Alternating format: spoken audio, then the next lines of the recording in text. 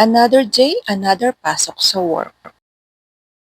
Pagkagising ko nga, agad-agad ay naghanda ako ng aking lulutuin. Napakasimple lamang nito, di ko nga alam bakit gumising pa ako ng maaga para lang mag-fry ng fish. Pero mas madalas sa gabi ako nagluluto talaga. Habang nagugas ako ng bigas, minamadali ko na kasi sobrang init ng tubig, pwede mo na pagtimpla ng kape. Dito, wala kang pagpipilian kundi sobrang init o sobrang lamig. So ayan, mainit na yung ating mantika at ilagay na natin ang ating isda. So while nakasalang ang ating isda, nagbalat na rin ako ng radish for salad. Masarap kasi ang fish kung meron siyang kapares. Dati nagsasawa ako sa mga ganitong ulam pero ngayon cravings ko na siya. Kasi mas pricey dito ang gulay at ang isda. Matapos maluto ngayong ating fish, maganda naman tayo for shower. Sa dami naming gagamit ng CR, dapat mauna na tayo bago tayo maunahan ng iba. At ang bilis ng transition, tapos na kagad tayo mag-shower. At syempre, hindi pwedeng mawala sa ating morning routine ang ating ice roller massager. If you want to look young, mag-ice roller ka, promise.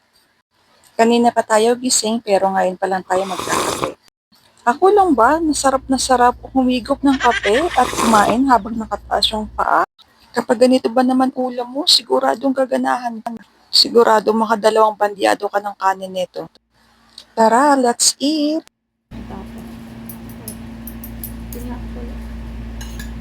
After natin mag-breakfast, mag-hair dryer kagad ako. Kailangan well-presented tayo since sa harapan ako naka-assign. At syempre dahil sa tindi ng init ng panahon, hindi pwedeng mawala ang ating sunblock. Ang lakas nito maka-fresh at meron pa siyang Finkies effect.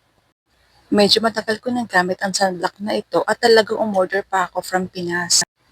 I make sure that I blend all over my face and of course, kasama na yung ating neck.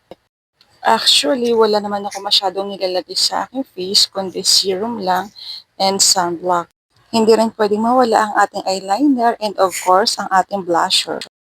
And today, magpopolo lang ako ng white and black pants since wala naman akong uniform. Mas magastos actually yung ganito. And papasok na ako, magpapaalam lang ako sa aking alaga. Bye! Oh, bye-bye! Bye! Have a blessed day everyone. And don't forget to like and share.